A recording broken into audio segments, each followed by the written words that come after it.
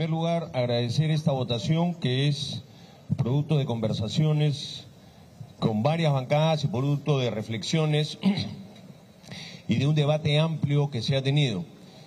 Yo voy a pedir un breve cuarto intermedio para recoger algunas sugerencias adicionales, aunque debo decir que el equipo de la Comisión de Constitución ha estado conversando bastante a detalle con voceros y representantes. Quiero comentar de todas maneras, aprovechar antes de ir al cuarto intermedio, presidente, con su venia, para comentar los cambios principales que ha tenido este proyecto de ley. Antes quiero mencionar que se han tenido una serie de mesas de trabajo con especialistas y la mayoría de los especialistas, casi de manera unánime, constitucionalistas de diferentes tendencias, han opinado que el Perú necesita regresar a la bicameralidad, que no solamente fue una forma... Congresista Guerra García, por favor. Sí, segundos. A los señores asesores que se encuentran en los corredores, hacerme el servicio de hablar o coordinar en voz baja, no se escucha lo que se está tratando. Continúe, congresista. Sí. Muchas gracias, presidente. Bueno, le decía, presidente, que si no la unanimidad, por lo menos la mayoría de los constitucionalistas de diferentes tendencias han opinado que el Perú debe regresar a la bicameralidad. Y muchos han dicho, quiero citar la palabra de uno de ellos, dijo: nunca vamos a encontrar el momento adecuado, siempre habrán cuestionamientos si es ahora el momento o no. Pero creo que esta es una tarea que este Congreso puede afrontar y podemos terminar nuestro periodo congresal diciéndole que le hemos entregado al país una nueva estructura que permita mejorar nuestra castigada democracia. Quiero pedir la autorización, presidente, para poder hacer algunas proyecciones. Autorizado. Bien.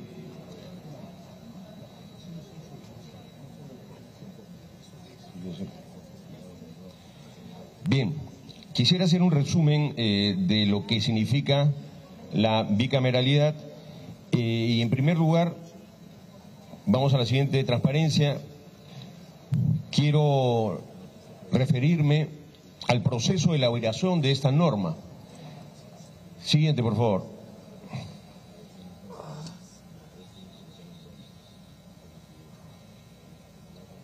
Acá vemos lo que se propone. Se propone tener dos cámaras, como es en la mayoría de los países del mundo, que son muy pocos los países que ahora tienen una sola cámara.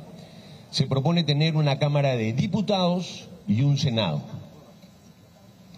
Y repartir las funciones del Senado entre el Senado y la Cámara de Diputados con diferentes especialidades, evitando que una Cámara tenga preeminencia sobre la otra. Siguiente, por favor. Respecto al proceso de discusión que se ha tenido, quiero recordar que esto se ha discutido desde el anterior periodo legislativo y cuando presidió la Comisión de Constitución la congresista Patricia Juárez. Se han tenido sesiones descentralizadas, se han consultado con estos constitucionalistas, Domingo García Belaúnde, Francisco Iguren, Samuel Abad García, García Toma, Carlos Hackanson, Ernesto Álvarez, Natalia Primo, Ernesto Blume, todos coincidiendo en que necesitamos regresar a la bicameralidad. Siguiente, por favor. También se hicieron foros con diferentes representaciones de la academia y de la sociedad civil. Hemos contado con la participación del Consejo Privado de la Competitividad, la Asociación Civil Integridad, Idea Internacional, Coalición Ciudadana, Transparencia, CIES, la Conferencia Episcopal, el Acuerdo Nacional y diversos colegios profesionales, coincidiendo la mayoría de ellos, acá de manera unánime, si no me equivoco, con que deberíamos de retornar la bicameralidad.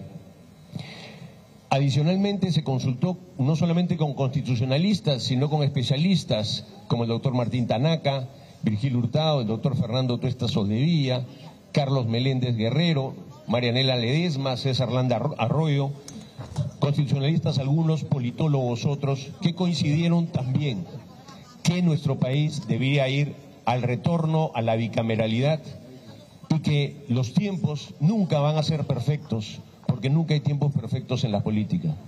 Adicionalmente, la Comisión de Constitución se ha reunido en diversas oportunidades con todas las bancadas que así lo han solicitado.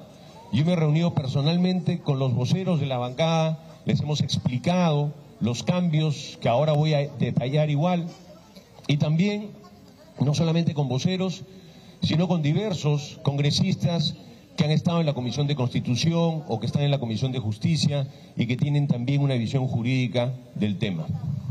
Siguiente. ¿Cuál es la propuesta? La propuesta señala que debemos de mantener el número de congresistas actualmente, pero ahora convertidos en diputados, 130 y 60 senadores. Se deja abierta la posibilidad de que una ley orgánica pueda incrementar el número en ambos. Hay en la actualidad en la Comisión de Constitución proyectos que proponen aumentar el número de congresistas porque estamos subrepresentados, señor presidente. Tenemos menos representantes, menos parlamentarios de lo que tenía el Perú el año 80 y tenemos casi el doble de población. Tenemos 33 millones y antes teníamos 17 millones de habitantes. Teníamos inclusive más parlamentarios en el año 79 porque si sumábamos a los 180 diputados y los 60 senadores nos daba 240 parlamentarios. Hoy día tenemos 130 parlamentarios y 33 millones de habitantes. ¿Esto qué hace, señor presidente? Que los ciudadanos se sientan no representados. Y esto incide también en la opinión que tienen los ciudadanos sobre el trabajo de nosotros los congresistas. Si nos sienten lejanos, si sienten que no podemos llegar, si sienten que son pocos en una región, si sienten que hay subregiones dentro de un departamento en la que no hay congresistas, entonces esto aleja a la población, a los ciudadanos, del primer poder del Estado y debilita la democracia. Una democracia debe tener un número adecuado de parlamentarios. Sin embargo, no lo hemos aumentado acá mucho porque sabemos que hay cuestionamientos a lo que esto podría costar y entonces hemos decidido mantener el número en diputados y tener los senadores. Siguiente, por favor. Esto nos da un poco el esquema de diputados y senadores de países en la región. Vemos, por ejemplo, cómo Bolivia tiene una cámara bicameral, tiene un número parecido al nuestro, aunque tiene muchísima menos población. En Argentina se rige por cada miles de habitantes, por 33.000 habitantes, lo que le da un número variable siempre. En Brasil, que tiene mucho más población, tienen 513. En Chile, que tiene menos población que nosotros, son 155 representantes en la Cámara de Diputados y 43 senadores. Y así podemos ver en varios países de nuestra región. Siguiente, por favor. En el mundo, en algunos países que tienen bastante más población que nosotros, las cámaras pueden sobrepasar la mayoría sobre los 300 parlamentarios elegidos, igual que en las cámaras del Senado. Siguiente, por favor. En cuanto a las circunscripciones, que es un tema que se conversó mucho, lo que estamos proponiendo es que los diputados sean elegidos por distrito electoral múltiple, similar a como hemos sido elegidos nosotros. Mientras que en el caso del Senado, para buscar que cada región pueda tener por lo menos un senador, se está poniendo que exista que un senador por lo menos por cada región y los restantes, es decir, tendríamos 25 senadores y los restantes senadores, para cumplir los 60, son elegidos por distrito único nacional. Antes se elegían a los senadores solamente por distrito único nacional, pero eso le quitaba representación a las regiones. De esta manera estamos buscando que las representaciones, las regiones siempre tengan representaciones, aunque tengan una población menor. Respecto a los requisitos para postular, señor presidente, para ser diputado es similar a como es en la actualidad, y se busca pues asegurar que la Cámara de Diputados tenga una representación, porque la Cámara de Diputados es la Cámara política, vamos a verlo después en las funciones. La Cámara de Diputados es donde existe la discusión y donde se tiene iniciativa de ley. El Senado no tendrá iniciativa de ley, será una Cámara revisora. Para el Senado se propone que se cuente con más de 35 años, contar con 5 años de experiencia profesional en el sector público y en su defecto haber ejercido cargo de elección popular. Esto también nos han hecho una sugerencia de que se suba la edad, pero dejar abierto a quienes hayan sido elegidos como congresistas antes, es decir, puede alguien tener 30 años, pero si ha sido congresista o parlamentario podría ser senador, de manera de que acá hay una revisión última que nos han propuesto. Siguiente, por favor. Los candidatos a senadores o diputados pueden ser a la vez candidatos a la presidencia o vicepresidencia de la República, como era antes, presidente. Esto asegura que los líderes de los partidos puedan estar presentes en las cámaras y esto le da fortaleza a los partidos y fortaleza también al debate político, de manera que los ciudadanos puedan ver a sus líderes que no fueron elegidos en un desempeño como congresistas, si así lo desean. El tema de reelección inmediata lo estamos modificando porque estamos viendo que deberíamos de mantener el texto actual que señala que no hay reelección inmediata en el cargo y solamente se mantendría si existe una elección que va de senador a diputado. Acá hay otra sugerencia que nos han hecho a último momento. Siguiente, por favor. El Congreso, todo el Congreso son las dos cámaras, pero actualmente como tenemos una comisión permanente, la comisión permanente estaría compuesta por igual número tanto de congresistas como de senadores. La comisión permanente tiene la función de juntarse y de reunirse cuando el Congreso está en el receso. No tiene necesariamente las funciones que tiene actualmente la comisión permanente, que es acusar, por ejemplo, porque esas funciones irían al Senado. Es el Senado quien hace la acusación. Siguiente. ¿Quién tiene función legislativa? Los diputados. Los diputados pueden tener iniciativas de ley que se ven en la Cámara de Diputados y luego es el Senado quien revisa esto. El Senado puede devolver y decir que se mejore, que se modifique. Lo que actualmente se ha desnaturalizado, porque nosotros como tenemos una sola Cámara, lo que se hace es se aprueba una ley y había una semana de reflexión, presidente, pero ahora pedimos con exoneración de la segunda votación. Cuando decimos con exoneración de la segunda votación es que estamos quitándole ese periodo de reflexión que las leyes siempre han tenido. Y una nación tiene que tener leyes que se reflexionan. Acá lo que va a suceder es que se aprobarán leyes en la Cámara de Diputados y el Senado las revisa, las ve, las puede devolver o puede estar de acuerdo con ellas. Y cuando el Poder Ejecutivo solicita delegación de facultades legislativas, son ambas cámaras las que tienen que juntarse y debatir al respecto.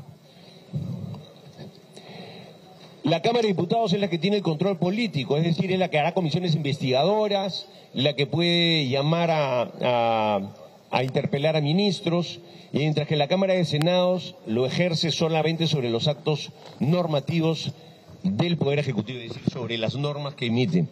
En la acusación constitucional es la Cámara de Diputados la que asume el rol acusador y la Cámara de Senadores el rol de juzgador, que es la función que ahora tiene la comisión permanente.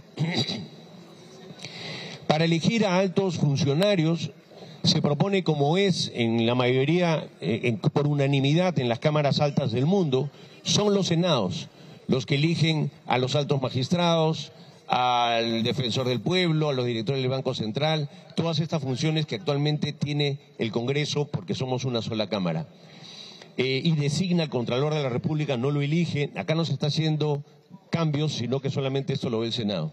Siguiente, por favor. las reformas constitucionales que se hagan tienen que ser debatidas y aprobadas por ambas cámaras. Siguiente.